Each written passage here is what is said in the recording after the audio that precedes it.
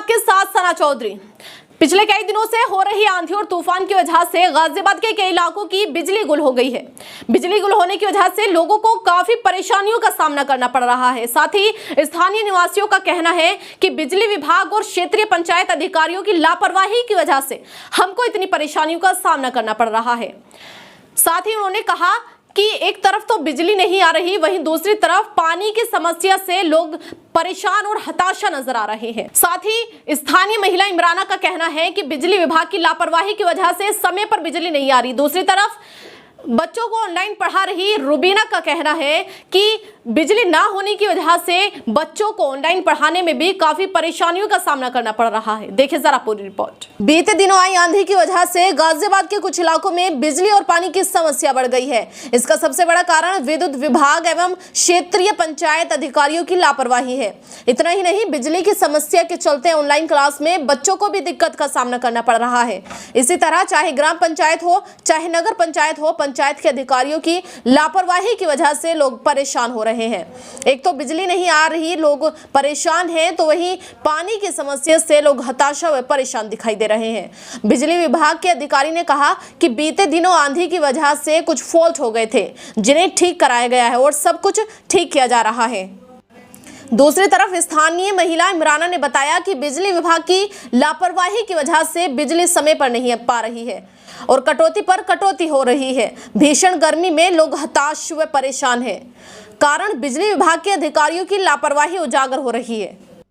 दूसरी तरफ बच्चों को ऑनलाइन पढ़ा रही स्थानीय महिला रूबी ने कहा कि बिजली विभाग की लापरवाही की वजह से आए दिन बिजली के तार टूट जाते हैं, जिन्हें वह बदलने का प्रयास नहीं करते, उन्हें ही रिपेयर कर देते हैं, जिससे बच्चों की पढ़ाई में काफी दिक्कत आ रही है।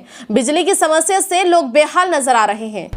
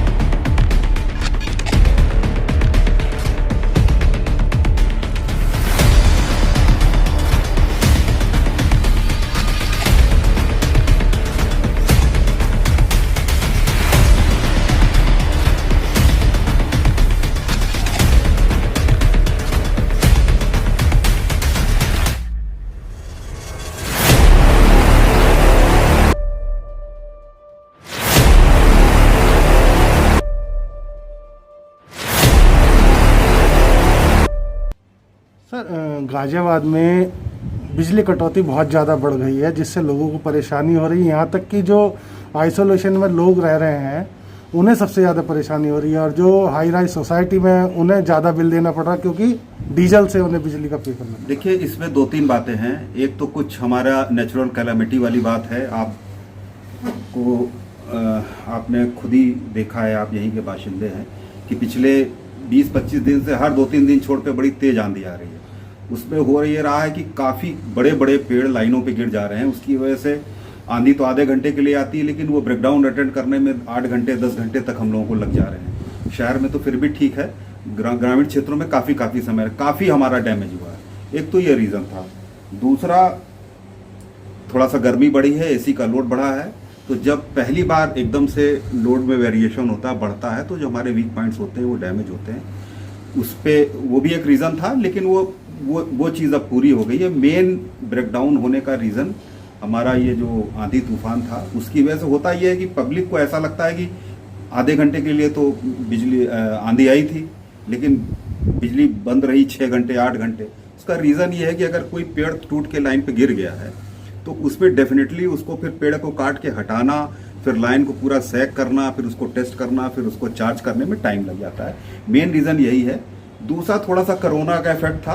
हमारे ऑफिसर्स या मैं स्वयं बहुत ज़्यादा फील्ड में नहीं निकल रहा था, लेकिन पिछले 3-4 दिन से मैं लगातार फील्ड में जा रहा हूँ, सब स्टेशंस पे जा रहा हूँ, और जहाँ तक आपने हाई राइज बिल्डिंग की बात करी है, कुछ जगह इश्यूज हैं डेफिनेटली, लेकिन कल मैं आपको एक एग्जांपल बताता हूँ कि इधर NH 28 के पास एक 24 है गोल्फ इनक्लेव 24 एक गोल्फ इनक्लेव है और लैंडक्राफ्ट है, वहाँ पे काफ़ी डिस्टरबेंस हो रहा था। वहाँ पे हुआ ये था कि जो बिल्डर था वो जानबूझ के उनको अपने रेजिडेंट्स को गलत बता रहा था। प्रॉब्लम ये थी कि उसका जो इंटरनल अपना प्रोडक्शन सिस्टम था, प्रॉब्लम उसमें थी, वो उसको सही नहीं कर रहा था। और जहाँ ब्रेकडाउन होता था, अगर बिजली विभाग में मान लीजिए आंधी की वजह से 2 घंटे भी बिजली बंद रखी, उसने 8 घंटे बंद रखा। अब उसका रीज़न, अब उसका क्या उसमें बेनिफिट है ये तो वही बताएगा। लेकिन कल हमारे एक्सीएन साहब वगैरह गए थे वहाँ पे, एक्सीएन 9th वहाँ पे गए थे, एक्सीएन टेस्ट उन्होंने पूरे उस जो हमारा काम नहीं है, इंटरनल सिस्टम जो भी इलेक्ट्रिकल सिस्टम प्रोटेक्शन लगाता है वो काम RWA या बिल्डर जिसका है उसका होता है। लेकिन फिर भी इन्होंने अपना एक्सपर्टाइज यूज़ करके उसको दिखाया कि देखो तुम्हारे यहाँ ये प्रॉब्लम है, ये प्रॉब्लम है, ये प्रॉब्लम है, और उसको बाकायदा रिटर्न में नोटिस दिया।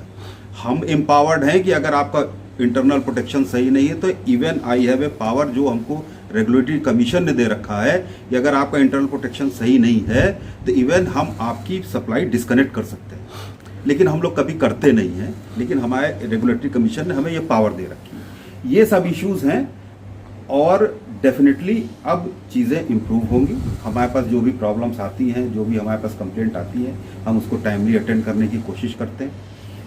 और फिर भी सिस्टम है, कभी कभी कोई दिक्कत आ जाती है और we will try our best कि गाजियाबाद के लोगों को अच्छी सर हम देख supply रहे हैं जो जैसे साधारण कॉलोनियाँ हैं, जो पुरानी कॉलोनी कही जाती हैं गाजियाबाद की, THA में कह लीजिए, लाजपत नगर हुआ, शालीमार गार्डन हुआ, अर्थला हुआ, गाजियाबाद हिंडन विहार हुआ, इनमें 10-10 घंटे कटौती है। दिक्कत देखिए, क्या मेन रीज़न मैंने आपको बता दिया, उसके अलावा कोई रीज़न नहीं है।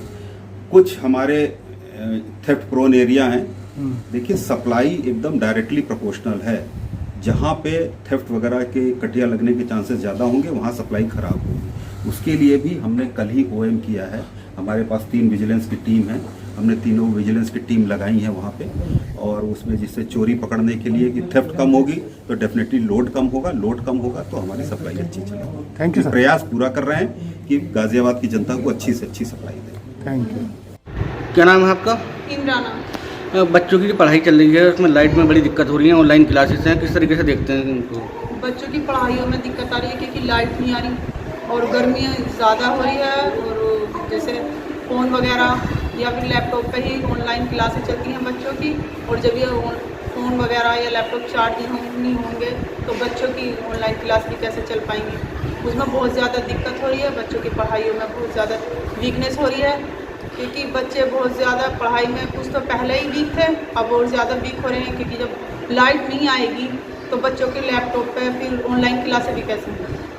अच्छा, जब से कोरोना वायरस चला है तब से ये परेशानी हो रही है ऑनलाइन क्लासेस की, तो और ये लाइट की परेशानी कब से हो रही है? लाइट की परेशानी लगभग कोई हफ्ते भर से ये परेशानी हो रही है, और गर्मी का दौर भी ज़्यादा बढ़ रहा है हफ्ते भर से। तो गर्मी ज़्यादा हो रही है तो बच्चे उसमें नहीं पढ़ पा रहे होंगे वैसे भी? बच्चे नहीं पढ़ पा रहे, बच्चे दिक्कत ज़्यादा हो रही है। एक तो गर्मी से बच्चों की पढ़ाई नहीं होती, और दूसरी जब लाइट वगैरह नहीं आती तो लैपटॉप या फ़ोन चार्ज नहीं होते, उससे भी बच्चों को दिक्कत होती है। तो फिर बच्चों की ऑनलाइन क्लास भी कैसे होंगी। पंखे की भी जरूरत होती है बच्चों को, पंखा भी होना चाहिए, बच्चों लाइट के लिए पंखे, कूलर वगैरह सभी चीज़ें होनी चाहिए। आज के टाइम में जब लाइट नहीं आएगी तो ये सब दिक्कत आएंगी, कैसे बच्चों की पढ़ाई पूरी हो पाएगी। पहले से ही पिछले लॉकडाउन से ही बच्चे बहुत ज़्यादा वीकनेस में जा रहे हैं, और अब और ज़्यादा हो रही है। क्या नाम है आपका? रूबी। अच्छा, बच्चों की ऑनलाइन क्लास चल रही हैं और ऐसे में लाइट की बहुत ज़्यादा परेशानी हो रही है, तो बच्चे किस तरीके से पढ़ाई कर रहे हैं, किस तरीके से देखते हैं आप, किस तरीके से पढ़ाई कर रहे हैं बच्चे? लाइट की तो ज़्यादा दिक्कत हो रही है और गर्मी भी ज़्यादा हो रही है, और उसकी वजह से मतलब जैसे हमें फ़ोन वगैरह चार्ज करने होते हैं तो वो भी लाइट से ही होंगे, तो उसकी वजह से दिक्कत आती है। और कोरोना वायरस की वजह से तो अब उसकी वजह से ऑनलाइन क्लासेस चल रही है तो बहुत दिक्कत आ रही है।